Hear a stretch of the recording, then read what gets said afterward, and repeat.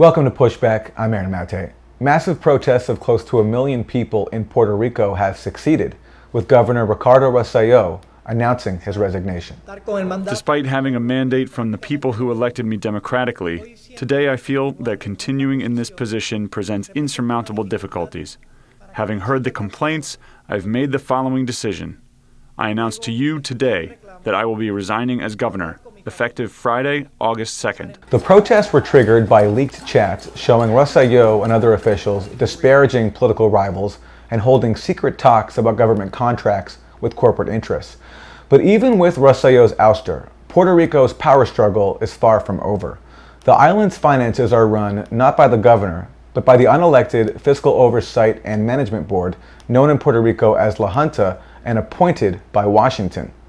And there are fears now that La Junta could exploit Puerto Rico's political upheaval to strengthen its control even more. Dr. Rima Brusi is scholar in residence at the Center for Human Rights and Peace Studies at Lehman College at the City University of New York. Welcome, Dr. Brusi, to Pushback. Let's start with just your reaction to this historic moment. Close to 1 million people protesting, leading to the resignation of Governor Rosello. Yeah, well, I can only say that we're very happy. We're still processing it.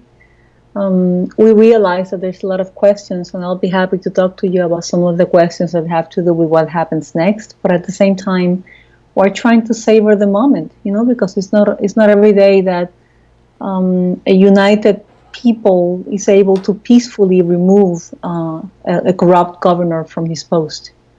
I think it's a big accomplishment, regardless of what happens next. So we're very happy and very proud. Thank you. And where do these protests stand in terms of their magnitude in the history of Puerto Rico? It's probably, people are haven't decided on the wording for it. Some people use the wording, it is the largest protest in the modern history of Puerto Rico, or in Puerto Rico's modern history.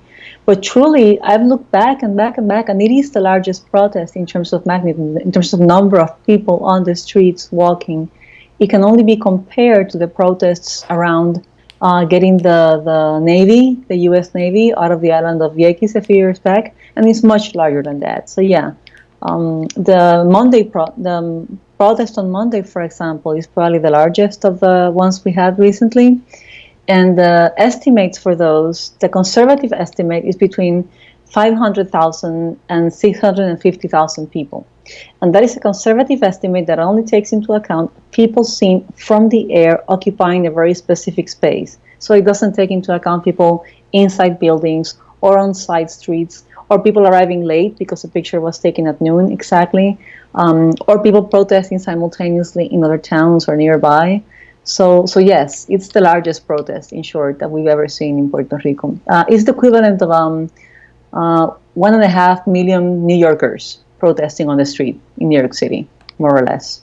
And many New Yorkers have been protesting in New York as well, and Puerto Ricans around the world taking part in this movement. But very much so. Yeah. But let me ask you about some of the concerns that are now being raised, that there could be an irony here where this explosion of democracy actually strengthens the power of a very undemocratic board, which is La Junta, this unelected body that pretty much controls Puerto Rico's economic affairs and has, in many ways, more power than the governor had. Can you talk about the concerns that are being raised there? Absolutely, and they are legitimate concerns, and I think they're, in terms of next steps, that's a very big one we need to work with.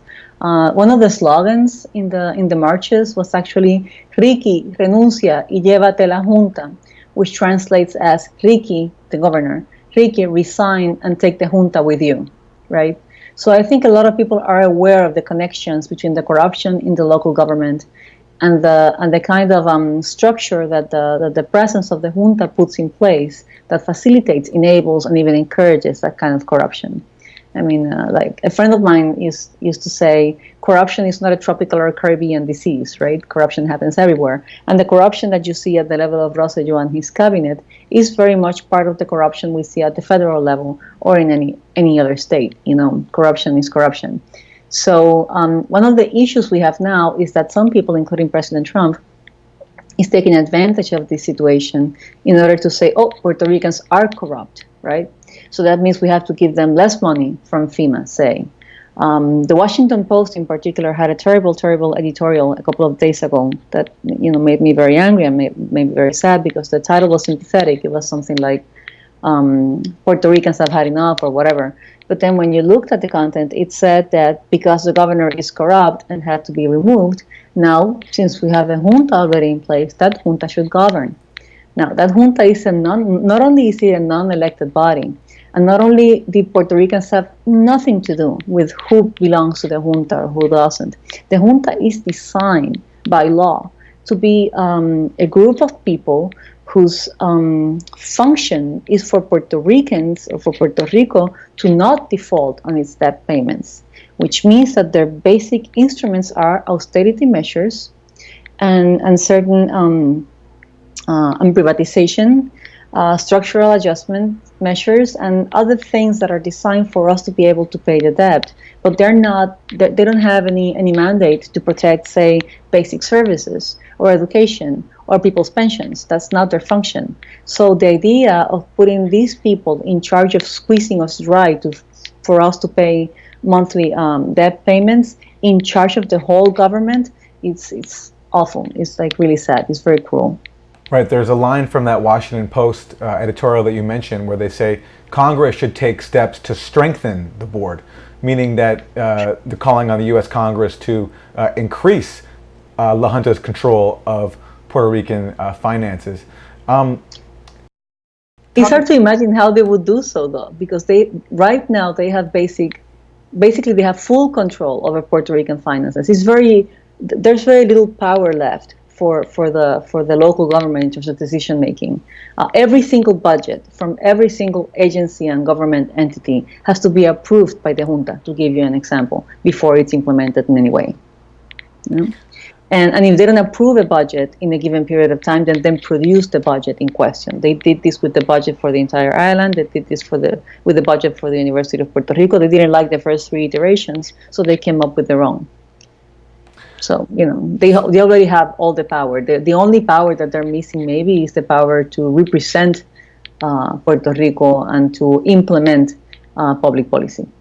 Before these massive protests broke out against Rosello, there has been obviously grassroots movements fighting La Junta and taking on their agenda, but nothing of the magnitude that we saw in the streets, with more than 500,000 people. I'm wondering what do you think are the prospects for this movement that ousted Rosello sort of converging with the movement which has been fighting La Junta? I know you mentioned that there were protests against it, but what are the odds, you think, of seizing on the momentum from these protests to take on the junta as well? Yeah, I'm not sure. It's really an unknown right now. I'm hopeful and optimistic. One of the interesting things about this movement is that it seems so organic. Like, it was all over social media. We got emails from each other. We encouraged each other to go to places and whatnot.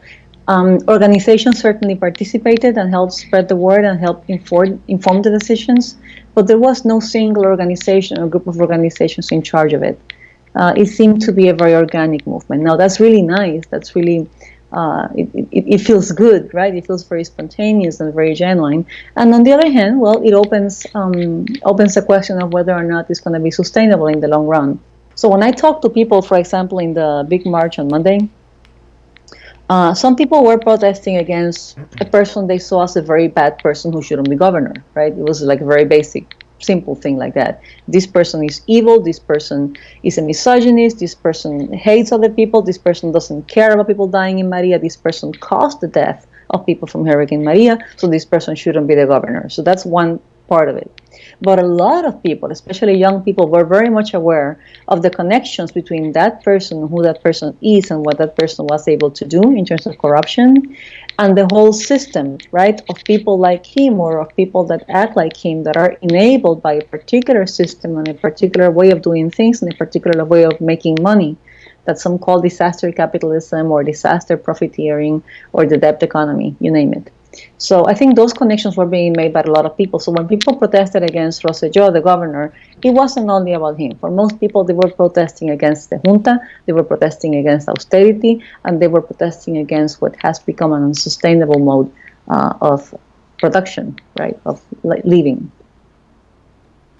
So you know what? Then I guess it's in the interest of people in the U.S., or at least people in the U.S. in positions of power, to try to make this protest about one person, about Rosselló. But the picture I'm getting here is that it's about something far bigger. I think so. I think most people realize that it's about something far bigger. And of course, a lot of people are going to be trying to take advantage of it. And in the U.S., you're going to have people that are going to be trying to say, oh, Puerto Rico is corrupt, so we shouldn't give them any money or whatever. Or they should stay a colony forever because they cannot govern themselves. That's like a classic, right? We've had to deal with that one for 500 years now. But also at the local level, in terms of the political parties, right? Some people are saying, okay, so this was a corrupt leader, but I'm going to be your leader now. That's going to happen in terms of intra-party fighting now for who becomes the successor and who goes up for election for the party Rosselló belonged to. So there's going to be a lot of people trying to take advantage of this situation. One of the things the movement is about, and one of the things that is very clear if you look at the hashtags and conversations in social media, is that this movement is about showing those who aspire to be in power that people are not going to take it anymore. That people are tired, that people are very much capable of taking to the streets and doing this for as many days as necessary until they're out. So we're hoping to discourage others from this kind of corruption. Dr. Rima Brusi, scholar in residence at the Center for Human Rights and Peace Studies at Lehman College, City University of New York. Thanks very much. Thank you for having me.